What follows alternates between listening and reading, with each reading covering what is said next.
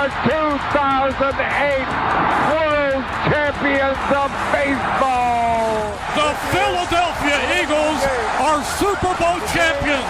Eagles fans everywhere, this is for you. Now entering the game for Philly Press Box Radio, Bill Furman and Jim Chet Chesko. It's Wednesday, March 5th, 2025, and the Philadelphia Eagles are still Super Bowl champions. Welcome to the Philly Press Box Radio Roundtable, brought to you by the Irish Rover Station House in Langhorne, PA, Cavs, Philly Tailgates, and the STT Sports Network. I'm Bill Furman. I'll be your host tonight, along with my partner, Jim Chet Chesko. And Chet, NFL free agency is fast approaching with some roster moves already being made. Another big one today. Spring training is moving along with the Phillies pitching already looking pretty good. Not today. The Flyers are what they are. They're a 500 hockey team as the trade deadline approaches. And Chet, Joel Embiid has finally put the 24-25 Sixer fans out of their misery. He shut it down. We are loaded up with plenty to talk about in Philly sports. Yeah, as always, Bill. I mean, with the basketball and hockey seasons moving into the home stretch, baseball almost here for real, and football free agency looming, that is heating up. Yeah, we do have plenty to talk about. It's that time of the year on the calendar when, there's all four sports in play. March Madness about to start up. So it's a good time to talk sports. Absolutely. And we have a couple great guests tonight to join us in the great Dei Lynam makes a return visit to Philly Press Box Radio. I hope Dei can explain to us what happened to these Sixers, but that might take a lot more than the 20 allotted minutes we have with Dei. And Anthony Liberto makes his first visit. Tell us about Wolf, Jet. Wolf is the founder and drummer of a Bad Company tribute band called Burning Sky, whom I met last fall when I saw those guys play over in Bensalem. And we had a great chat that night and stayed in touch on Facebook. And I invited him to come on our show to talk a little music and the fact that there are just a lot of great tribute bands out there in this area, many of whom are able to charge, premium prices to go see them. So interesting conversation with Wolf. Stick around for that. And if you're a music fan, I'm sure you will enjoy it. All right. Well, let's get to it. Let's welcome Dei Lynam back to Philly Press Box Radio.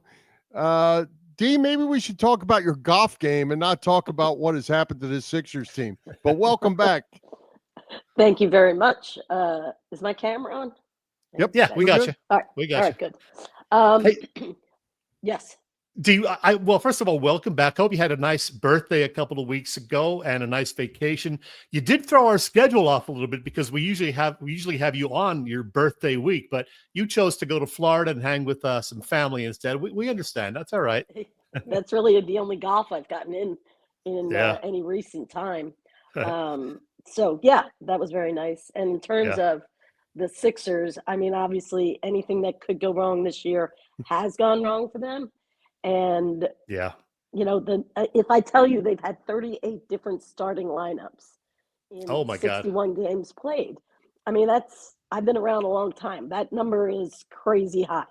And, obviously some of that also has to do with injury, but also moves that were made at the trade deadline to get guys like Grimes and Lonnie Walker and Jared Butler. So that impacted it some, but yes. And that 7-foot center was only in the lineup for 19 of those games. Dei, you've been covering this team for 27, 28 years now. And I mean, in the process years, we knew they were going to stink, but we certainly didn't expect this season to go the way it is. How tough is it to watch this team up close, disappointment after disappointment? Yeah. I mean, I would say as the time has gone on, you can hear it in some of their voices. Tyrese Maxey, who I think to be a very positive person, human being, puts a lot of effort into his craft. There have been stretches this year that I can tell it wears on him. So, and if he's your number one positive guy, it is affecting everybody in that locker room. So I thought they had a stretch where they were playing good basketball, not winning all these games, but the young guys were playing well. They were in games I think at one point they won 4 in a row, which sounds unheard of when you only have 21 wins to speak of. But over this stretch now where George has multiple injuries, it's the hand on his non-shooting hand, and now the sore groin. Justin Edwards, who was going to get a ton of minutes down the stretch, maybe he will, maybe he won't, but he has now twice sprained his left ankle, most recently on Monday night. And then Tyrese Maxey with now sprained lower back, and his is the shooting hand in terms of dealing with the sprained finger that he tapes to the ring finger. Should he do that? Should he not? So it's just so many injuries to key guys, and it's really hard to keep it afloat. Well, Dee, I mean, as we sit here, if they're able to sneak into the playoffs somehow, this season obviously didn't go the way we want. If you're let's start with ownership. Does ownership look down and say right to the general manager, and do they start there? Do they try to rebuild this thing? I mean, Joel probably has no trade value at this point, or very limited. Where do you go? You got to get better. Well, first of all, Daryl Morey, I think last talked, it was right before the Super Bowl. So I want to say February 7th. February 7th. And I mean, I remember being there, and I understood in the moment, like, you can't win the ultimate prize in the league without somebody of Joel's ilk and have other people like a Maxey. But, you know, he would consider Joel, when he's healthy, to be a top 5 player in the league. The problem is he's not healthy. And that's been the storyline for year after year after year, certainly in the postseason. Not all his injuries are connected, but they have been there. So they made an investment in him for $193 million. They made an investment in Paul George for $13 million.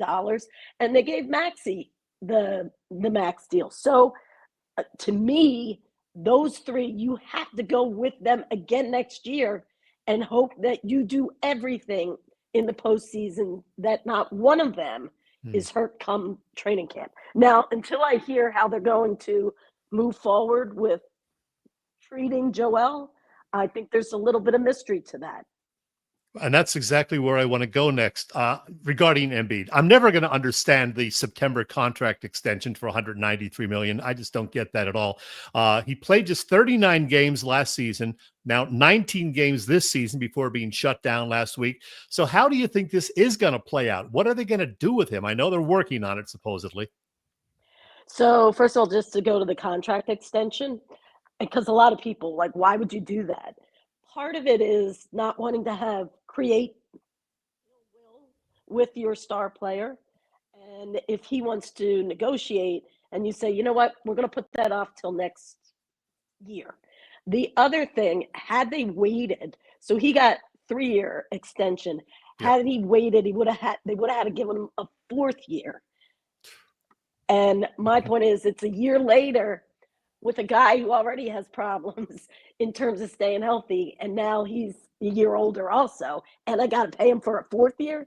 So I know it doesn't look good, but there is reasoning behind why they made that. And it's a decision that will probably haunt a lot of people there moving forward, because you're kind of stuck. So how will it play out? I would like somebody, and they probably won't do it to the end of the season, but explain what his medical options are. Because you can say he should have already gotten surgery. Well, if the surgery isn't something that can fix what the knee feels like, then that's not really a real option. Mm-hmm. Yeah. I'm not saying that there isn't a surgery out there, but that information has not been shared. Yeah. Dee, it seems like maybe it's been 2 months now that every time you saw Nick Nurse, he looked like he had been beaten up. Those press conferences, you could tell he was feeling the pain early on. What's Nick Nurse's future? Is there anybody that could have coached this situation? I mean, I actually felt like his approach, because we had to ask a lot of questions especially when the Embiid stuff was still hanging in the balance.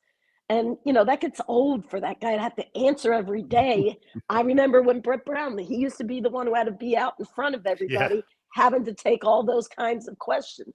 It's not other people. It's not Daryl. It's not, back then it wasn't Sam Hinkie. So I actually think Nick has done a pretty good job of keeping it, like, he doesn't get annoyed at you. He really does have to say, whoever they tell me is available tonight, and then tries to come up with some schemes. Tough job. It's not been an easy year. Well, the full disclosure, I was semi on board with the Paul George signing last summer, despite his age and the too long max contract. But man, he has not looked great the majority of the time. Do you agree? And what happens with him going forward? Do you think they're going to bring him back? You said. Well, I mean, you invested $213 million in the guy. They won't try to trade him. They won't try to trade him, huh? They might, but given the year he's had, I mean, obviously he's hurt. I feel bad a little bit for him because remember at the last game of training camp, he hurt the knee, and then he hurt the knee a second time. I remember a game in Charlotte where he scored 30 points. Now, it's not because it was 30 points, but he looked like the Paul George we saw last year when, in fact, by the way, he played 72 games, and here you are this year where I think he tries to go out there. But even last night, in Minnesota, he couldn't go out in the fourth quarter because the groin was bothering. So, I mean, their hands are tied right now until these guys can show they're healthy. And I know it won't be this year, but show me for next season. It's a slippery slope, the whole thing, and I agree with you. They're kind of stuck with these guys, but my goodness, can they? It's almost like they're losing the fan base now. Well, I agree with that. And then what happens if you rinse and repeat and come back next year with the same guys, and then you're gone. I mean, unless you can really pull it together next year. Last time I remember rinse and repeat and it wasn't a fun. I remember the media day, and it wasn't a fun one, but it ended up being the 0-1 Sixers that went to the finals. But they rolled all those guys back. And the year before that, I forget what was going on with Allen, but I remember media day was not good. The Geiger thing had happened. He rejected that trade. Al couldn't believe he was even on the trading block. So I have seen rinse and repeat actually work out for a team. But you'll get pushback from your fan base, or they just won't care all summer. They won't talk about you. They won't look forward to it. And you really don't want that to happen. Hey, D, what's your take on Quentin Grimes? He's been something of a journeyman over his 4 years in the NBA, but he seems to have, some talent offensively, at least. 2 real good games out of the last 3 for him. Does he have any sort of a future? Oh, yeah. Well, first of all, when he was in Detroit last year, he had injury problems, so that's why he didn't get a lot of time there. In Dallas, I'm just saying, Dallas is you think we're scrutinizing. Dallas is looking at, what are these people deciding? Because in addition to getting Grimes, they got a pick in this. They got a pick with it, and gave an injured older Caleb Martin who couldn't get on the court for them because of his injuries. So, but you're going to have to pay Quentin. He's a restricted free agent, and it gets a little dicey because I personally would pay. Gershon I would like him to come back. Yeah. And those would be your 2, in my opinion. Grimes, obviously, the one thing I like, he's getting the attention of scouting reports right now, and his shooting percentages are not dipping. Like, he was 12 of 18 last night, and he was asked to play starting point guard, and he played, almost 39 minutes. So I think people know who he is around the league. And I think he's learned a lot from his years, like in New York. He went to Houston. That's a really good program to learn in terms of being a defensive-minded guy. He's definitely 3-and-D. There's no question about that. And he's 24. The position that the Sixers are in, they're not in a great draft position. They're kind of in the middle. They're thereabouts. I'm sorry. They're on the cusp. Right. of having to give it up. Right. And I'm not a believer ever that players tank, because everything they do is on film. If it's not this year, it's next year's team or whatever. As an organization, do you believe that they actually at times don't try to win? Not necessarily this organization, but just as a whole. I mean, I would say a team like Washington is definitely in a rebuild mode, but they have stacked their roster with 20-something-year-olds that are getting better, but clearly they're developing these guys, right? Mm-hmm. They're, they traded Kuzma to Milwaukee, I believe. Yeah. And so when you say they go down the route of trying to get draft picks, hoping they get the right draft picks, and then hoping that they can get another draft pick this year that can help that base, so to speak. I mean, OKC did it, but they never really had the tank because they progressed so quickly. And now look at them. Well, as you guys just alluded, they are kind of right on the cusp. They're tied with the Nets for the 6th worst record in the NBA. And if they are a lottery team and end up with the 7th or 8th pick, then, they lose that draft pick to the Thunder because of that Al Horford deal a few years ago. So, the pick is only top 6 protected. So, how do I, as a fan, look at this last quarter of the season? Should I root for them to lose, or what? I hate doing that. I mean, I get it. The problem is that I think you're going to be stuck right there at 6, 7. Maybe you could get to 5, but there's always in the lottery part of it where somebody jumps balls. in, right? Yeah. So I think your fan base is smart enough to know they can't control the whole situation, and they're not going to be an 11-win team like Washington is, right? Because you already have 21. Yeah. So I mean, I would say, play your young guys. Paul George is hurt. I don't see the point in keep having to make him run out there with injections and bad hand and now the groin, because you just start creating other injuries. I think you got to keep Maxey out there if he can play, because he's your leader. The younger guys don't get better by not playing with good talent. So I would keep Maxey playing and then see where the chips fall. Yeah, and I guess the prize of this draft is going to be Cooper Flagg if he comes out from Duke. He's a tremendous, only 18-year-old, tremendous player, and might be the kind of guy, if you were lucky to have the ping pong ball bounce your way, might change your franchise. Yeah, well, that's true, though, because we're saying, like, if you fall out of the 6, 7, yes, what if you're the guy that jumps to 1? I guess the part that you say, sure there's some kind of algorithm. What's the number of wins that are gonna most likely push me out? And then am I in the right ballpark to be possibly in the Cooper stakes? Yeah. That's enough Sixers talk. Let's switch gears a little bit. While the Sixers have put us through all this misery this season, the Eagles were the complete opposite.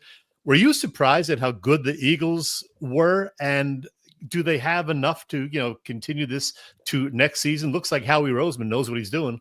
100%. I think I was listening to somebody, and they feel like it's the best chance since the Broad Street Bullies for a team to repeat here in Philly. Yeah. Yeah. So the funny part is I was replaying some of Sixers Media Day because everything was optimistic back then. Yeah. On that day, we actually were talking on sports radio about Nick Sirianni losing his job. And here we are 5 months later, and it has totally flipped. So, but I do think, obviously you mentioned the Saquon, you have the Zach Bond. I think the draft will be interesting for him. I think he's set himself up to have good depth. One of the things that we all know this, because I know you don't want to talk about the Sixers. Injuries in sport, period, can take your best laid plans and ruin them. And I think the Eagles were fortunate to be a pretty healthy team by and large this past year. Absolutely. Well, let's flip over one more time and let's talk Phillies as we're coming out of spring training. Talk about a little rinse and repeat. The starting lineup is pretty much going to be exactly the same. Is that good or bad? Well, I remember people talking after last year being a disappointment. Some would even say their exit the last 2 postseasons. And I think with this group, if you don't do something deep in the playoffs this year, the group's going to be taken apart.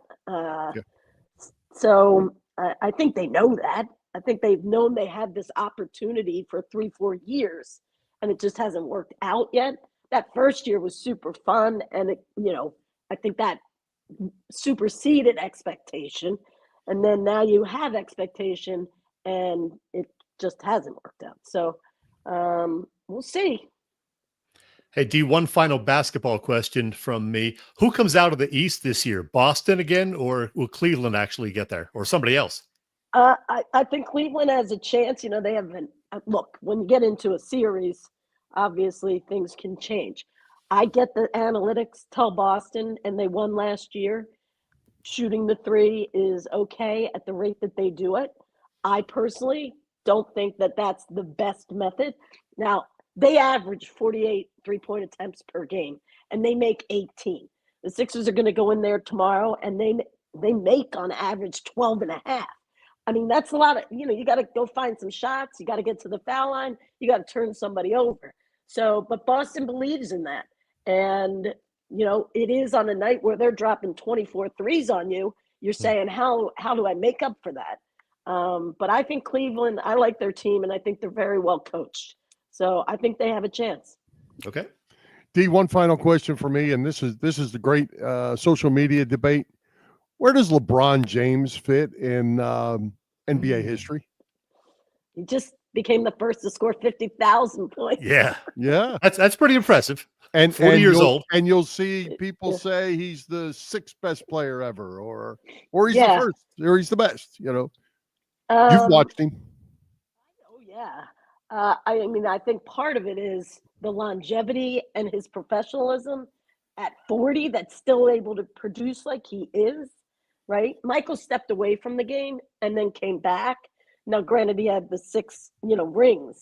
But when I look at LeBron for all these years of doing it, and then you go into different eras like, Will Chamberlain or Larry Bird. But obviously, in terms of taking care of your body and being able to play for the percentage of games that he's been available for his teams, I think it's unbelievable. Well, D, in our final minute, tell everybody where they can find you on the radio, covering ball games. What are you up to these days? Yeah, so I am on the radio. I'm losing my voice, so I got to get that taken care of. 97.5, The Fanatic. I've been doing a lot of these Sixer pregame shows, which is a bummer for me because it was supposed to be a good year, and I like doing those.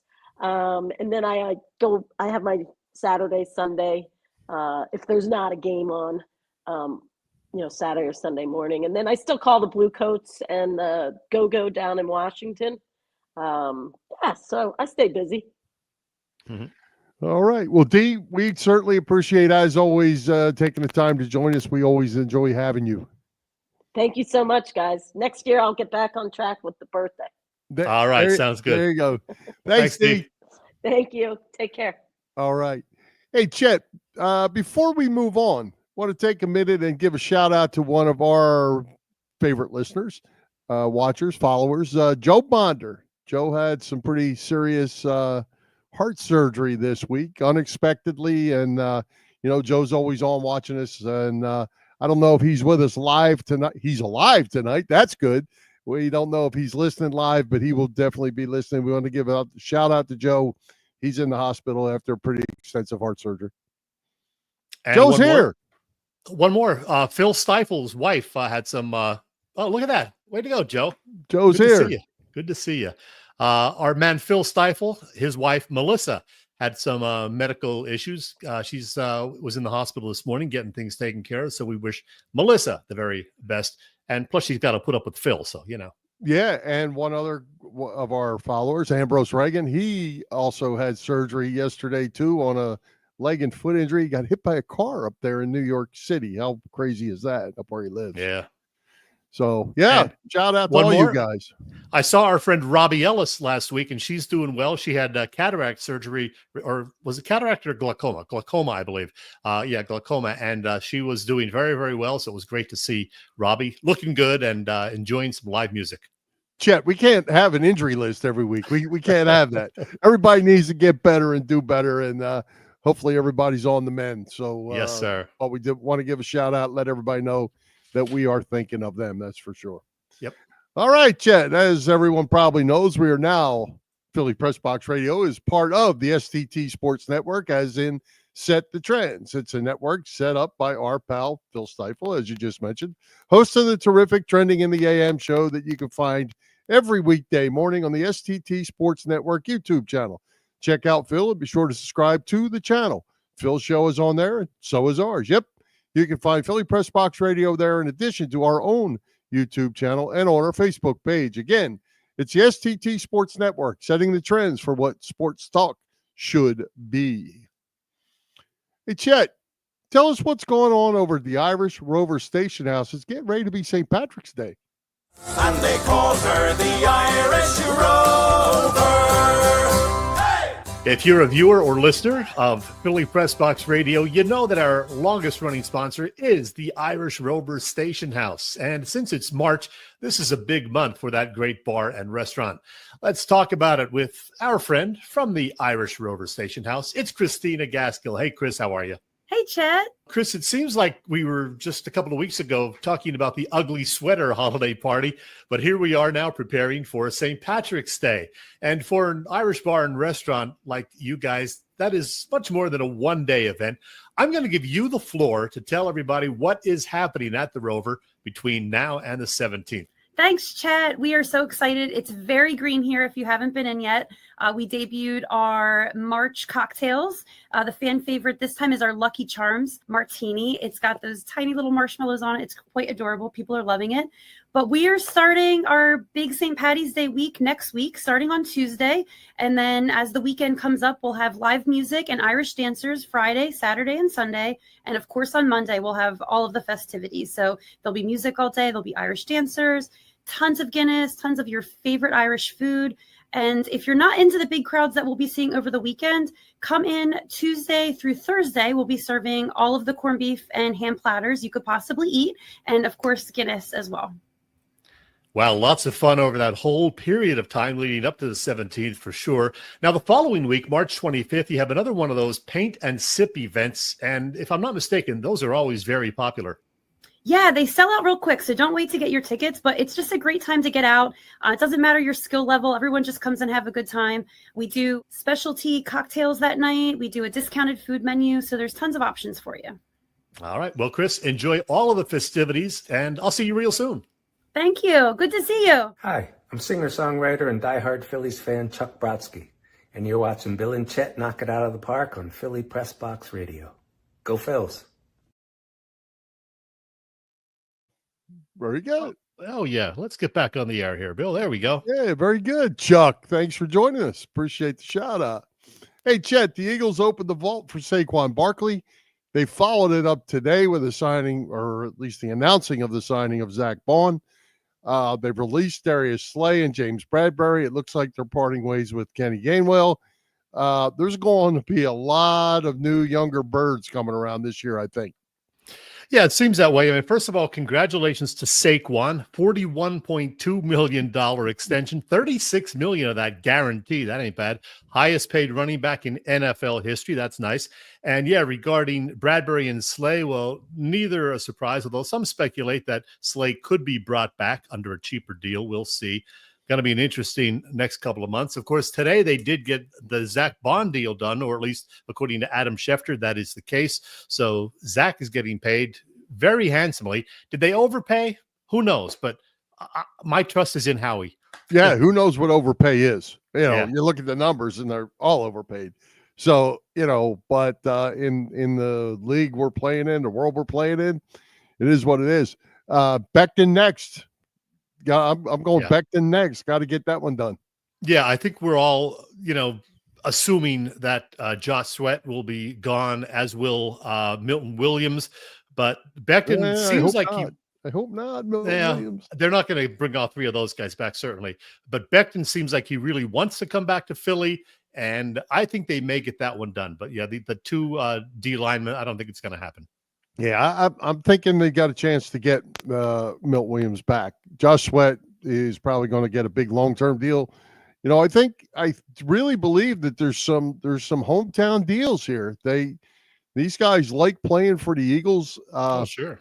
Both Slay and Bradbury said the same thing. I wanted to say something about Bradbury too, Chet, that has come out.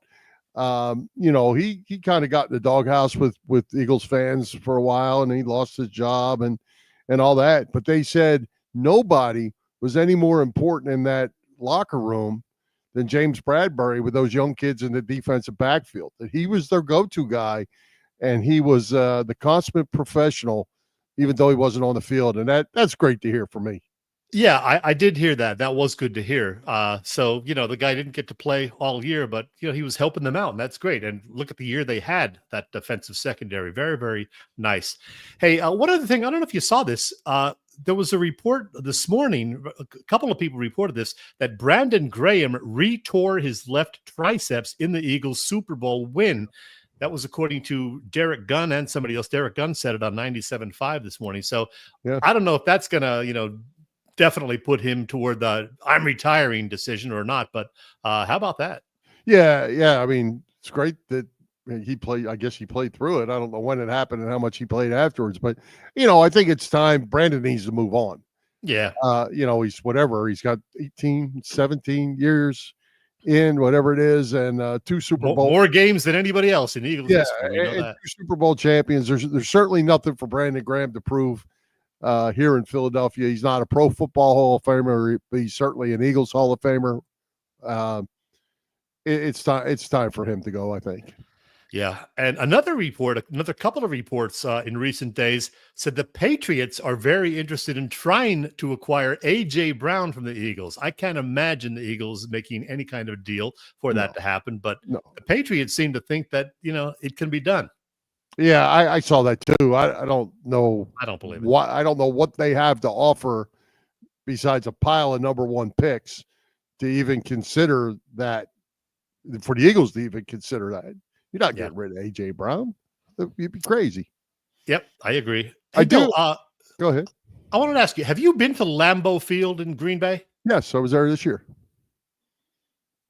You were there this year. I went to the Colts Packers. Oh, that's right. That's right. I had it in my mind that you were there, but I didn't remember that it was that recent. Yeah, that's right. Yeah, this past year.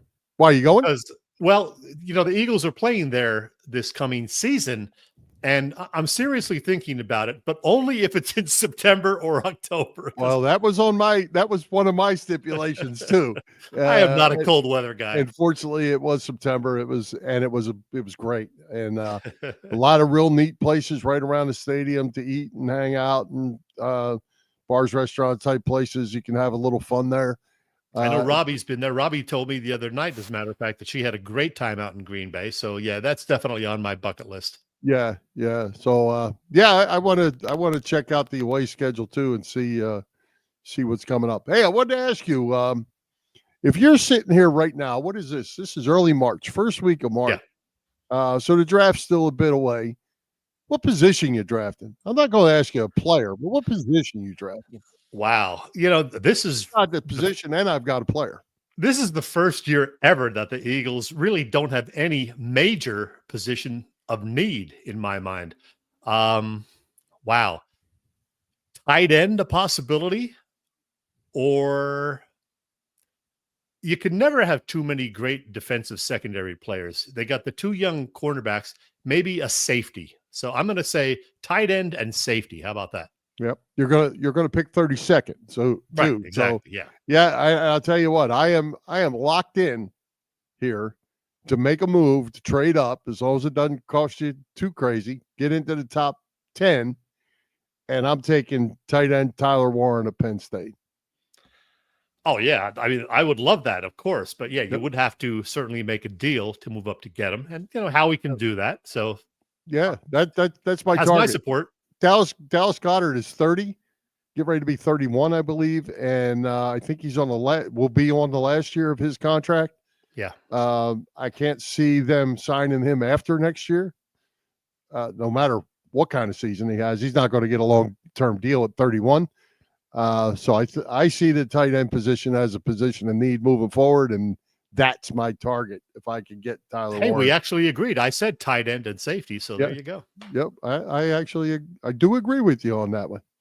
All right. You mentioned the Phillies while we were talking with D, and the fact that I didn't see the game today, but I guess it was on ESPN. And apparently, when Luzardo was pitching, they were interviewing Rob Thompson, from the booth. And as they were interviewing Thompson, Luzardo gave up a grand slam home run and then solo home runs on the next 2 pitches. That's a rough day. I didn't know that they gave up the grand slam. My wife actually had the game on. She told me the Tigers had hit 3 home runs in a row. Yeah.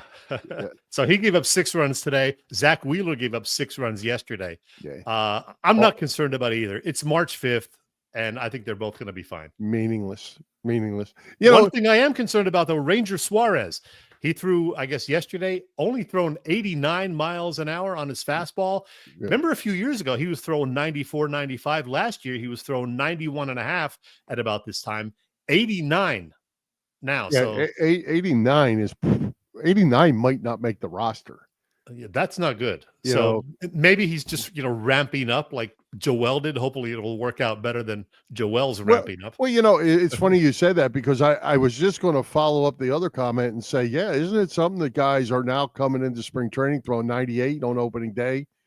Alvarado already threw 100. Yeah. That's not how it used to be. You used to come in and get your work, and by the time spring training ended, you were getting your velocity up a little bit. But 89 is not a good place to be, and maybe there is damage in that arm because it's going to be something to watch for sure. Yeah, Ranger is definitely going to be something to watch this spring and summer because he's in a contract year. He's got the new agent, and the Phillies have Andrew Painter probably waiting in the wings by midsummer. Yeah, and I saw a thing from Ranger today, I guess it was today, that said he wants to stay a Philly. He doesn't want to go anywhere. It's the only place he's ever played, and he wants to stay in Philadelphia with the best fans there are. So, but he's got to be healthy and got to be able to get people out. That's for sure. Sir. Yes, sir. All right. So tell us what's going on with the best tailgaters in Philadelphia. Bob Cavanaugh and the gang at Cavs Philly Tailgates. Well, Bill, Cavs Philly Tailgates has been cooking up a terrific catering business for some 35 years. Known best for their tailgate parties, Cavs is a 3-time winner of Philly Tailgates, Jack Daniel's Great American Tailgate Party Contest, and a past winner of the Philly Daily News Tailgate Award. Cavs also does corporate events, parties, you name it. Of course, Cav hosts tailgates before all Eagles games outside the link, and there'll be various tailgates outside Citizens Bank Park this spring and summer, too, including one before the home opener on March 31st. And there are the trips to Clearwater as well. In fact, there's one coming up next week, March 11th to the 15th, and then another one the following week. Let's see if I have that one. Yeah, there you go, March 16th to 21st. Larry Boa, Jason Worth, and Charlie Manuel, all part of that one. That should be fun. Check Cavs' website, phillytailgates.com, for other upcoming events closer to home. And if you have questions, you can email them at cavscatering@verizon.net. Cavs Philly Tailgates is the way to go. Absolutely. Phil, should we do this right now? Talk a little music? What do you think? Well, everyone knows that follows you or Philly Press Box Radio knows that you like music as much as, well, maybe Philly sports and, well, beer maybe. You had a chance I'll drink to that. There you go. You had a chance to visit with Anthony Liberto to talk some music. Yeah, let me preface this by telling you that I had a lengthy chat with Wolf, his nickname, but I trimmed it down to 10 and a half minutes for playback within our show. That is coming up right now, but there will be a longer director's cut, if you will, version of the chat available right after our Philly Press Box Radio show wraps up. That's at 8 p.m. here on this Wednesday evening. Meanwhile, enjoy. If you followed me at all on social media, you know that I'm a big fan of live music, from, decent bar bands to big old artists like Springsteen and the Stones. Somewhere in the middle, I guess, are a group of acts that I've seen quite often over the last several years, tribute bands. And with that in mind, I'm going to talk with a great drummer who happens to be in one such band, Anthony "Wolf" Liberto of the Bad Company tribute, Burning Sky. Yeah. How you doing today, Chet? All right? I'm doing great, man. Well, we're going to talk about your fantastic band, Burning Sky, Thank you. just a bit. As I noted in the introduction, though, I've seen a lot of tribute bands in recent years, and there are a bunch of them out there. I mean, in the Pennsylvania, New Jersey region alone, there are several that perform the music of Led Zeppelin, ditto the Stones, Black Sabbath, AC/DC, Bowie, the Eagles, Grateful Dead, Pink Floyd, and Springsteen, of course. I mean, heck, I'm in Jersey. I could go on. Many of them are actually able now to charge fairly hefty ticket prices for their shows. What is your theory, Anthony, on why there are so many tribute bands out there these days doing pretty well, apparently? Well, number one, I think it's because, take an example, say Led Zeppelin. Obviously, they're not around. I mean, they were pioneers in the rock industry. And I think that what it is there are just damn talented players that, I'm not talking about cover bands that go to the corner bar and say, oh, we're doing a Zeppelin tribute. I'm talking about like a band like Get the Lead Out, say. Those guys, they're it. I mean, they actually took the time to learn the studio recordings as opposed to the live recordings. And they're not about, oh, we got to be 4 pieces. The band is big. 6, 7 pieces.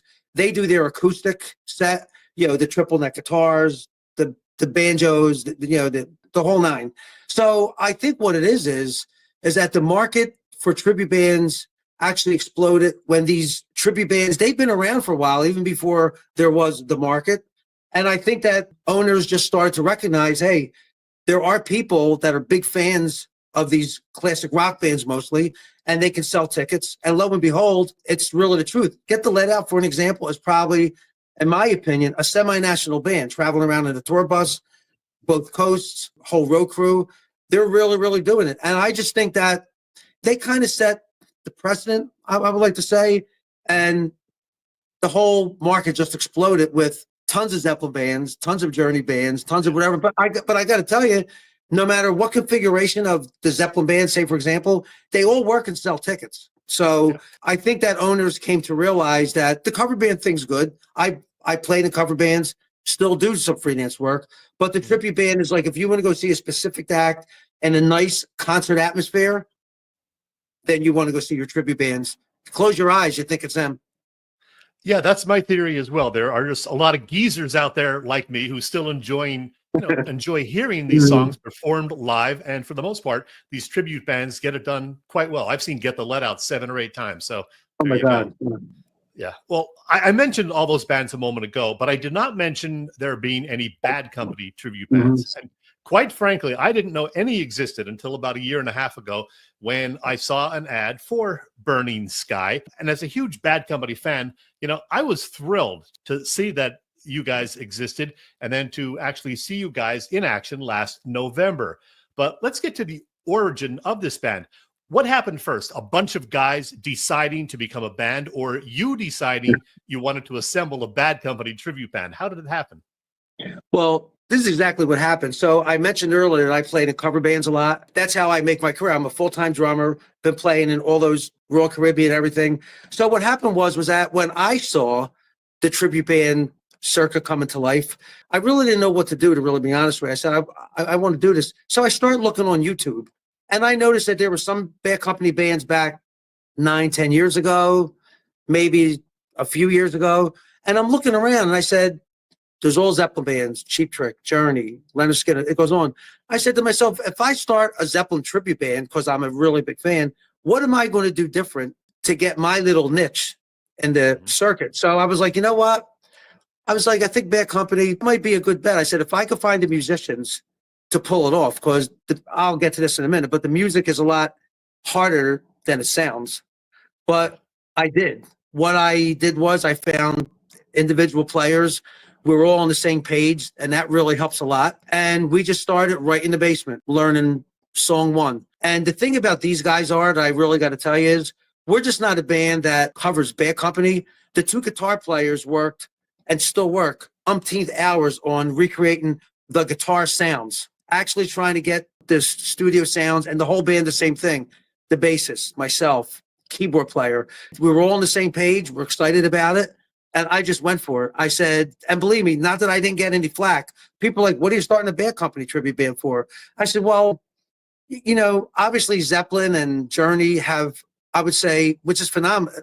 It's crazy to think they have a bigger household name, but no one's doing Bad Company. So what I did was I said, okay, I'm very business oriented. I set up all my social media pages and a Google business page even before I had picture one. What happens is I start getting some content, and the owner of the Landis Theater, this is why I set up the social business pages. He saw our Facebook page, and he's a real big fan of Bad Company. He contacted me before I even had a chance to solicit him. He sent me an email. He says, Aunt, my name's Ray. I'm a big Bad Company fan. How would you like to play a show in my big theater? I was floored. We went and played. I think we sold 350 tickets, unknown, just a band that's just started out. And I'll be honest with you, I really didn't make a bad choice because I'm really happy what I'm doing. People really want to hear the band, and they're paying well. That's I'm here in Fort Lauderdale right now. A guy, an agency saw our band, who there's a fellow down here that has like a mansion, literally, and he loved Bad Company. And he said, get these guys. We negotiated. He got us. We played the show Saturday. Phenomenal. Here's a sample of Burning Sky.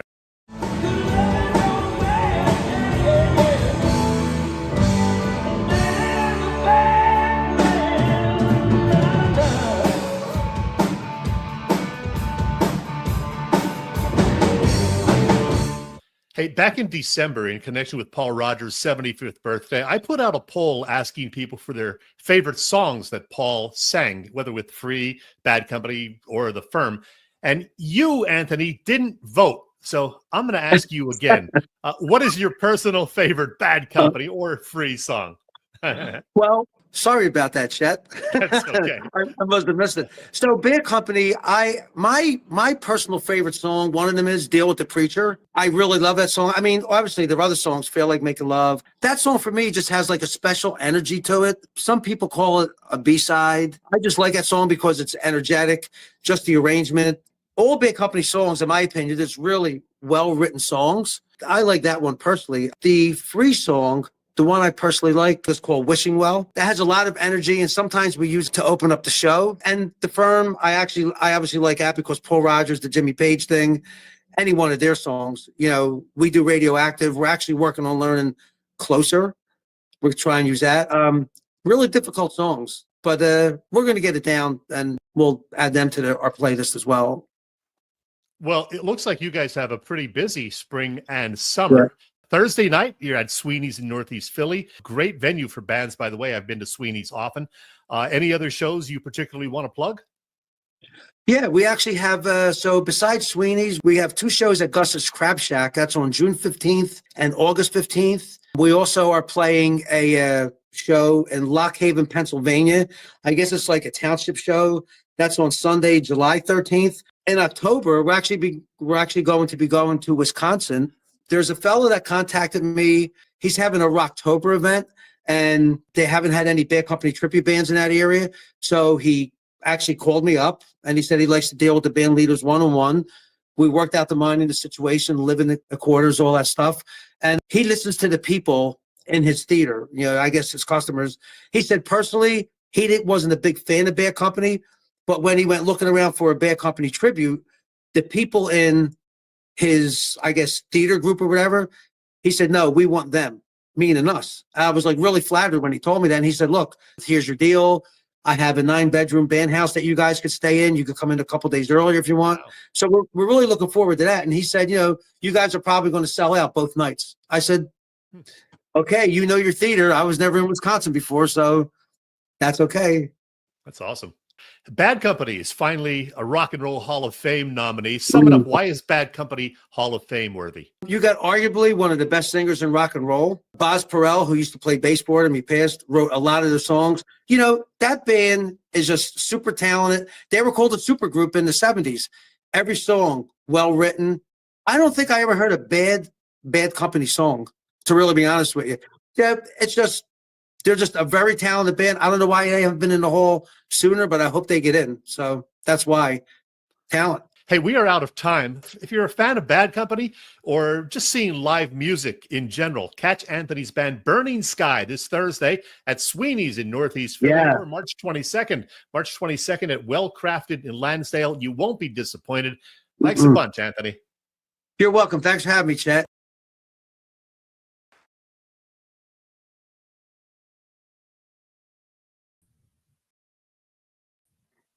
Bring me back. Come on, get us back on there. There you go. Hey, that was really good. Chet, you know what? I'm gonna follow up on this just a second, because you know what I really like about what's that? Pretty much anything. Somebody that is just doing something with passion. Oh yeah. And having fun. And you could tell in talking to Wolf or Anthony that he loves what he's doing and started from scratch. Nothing makes me happier than that kind of stuff right there. I could listen to him talk all day about how things have, through hard work, have just kind of fallen his way. Yeah, very positive guy for sure. And I want to mention that I posted a comment from my friend Anna during the interview. Said she loves Burning Sky, and we'll see everybody tomorrow night. I sat with Anna, who I've sat with at many Fat Mez shows as well. She's just a big music fan, and she's a huge fan of this band as well, obviously. So in November, when I saw them at Broken Goblet in Bensalem, I sat with her and she introduced me to Anthony. So, I ended up talking to Anthony and, got him on our show tonight, and just a great guy. And yes, they will be Thursday night at Sweeney's in Northeast Philadelphia. And I'll mention again, the full interview with Anthony, including the discussion about some other legendary Philly bar bands and a fun Fast Five that we played, will be available on my Random Chet YouTube channel immediately after we wrap up our show. That's at 8:00 p.m. here Thursday or Wednesday evening. And then I'll repost it again tomorrow for everybody to take a look at. Okay. And talk about being seen. I'm going to throw this out because I am going to be seen in Philly this weekend at the Philly show. I was wondering if you're going to the Philly show. I'll be up late tomorrow night. I'll be at the Philly show Friday and Saturday, and for part of Sunday.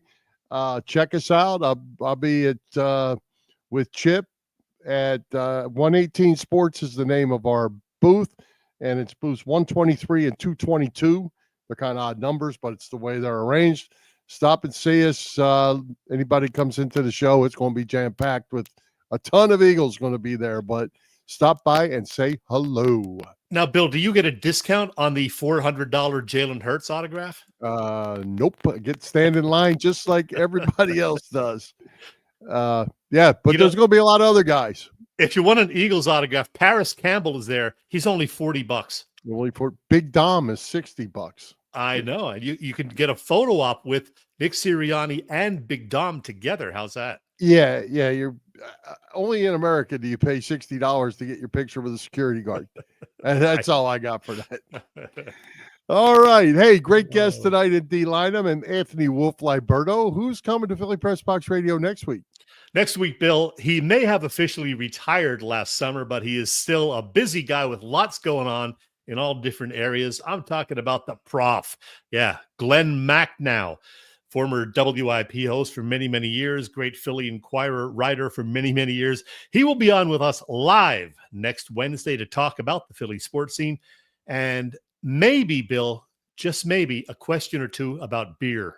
Oh, there you go. Hey, I'm going to answer this. Joe just put this up there because I didn't say where it was. It is not at the convention center, Joe. It is at the Oaks. Just north of the King of Prussia Mall, about maybe 10 or so minutes. And we actually do stay at the Valley Forge Casino, Joe, and I know you like the casino. So we do stay there, and when we're not at the show, which we are most of the time. But yeah, come check us out, Joe, if you're in the area.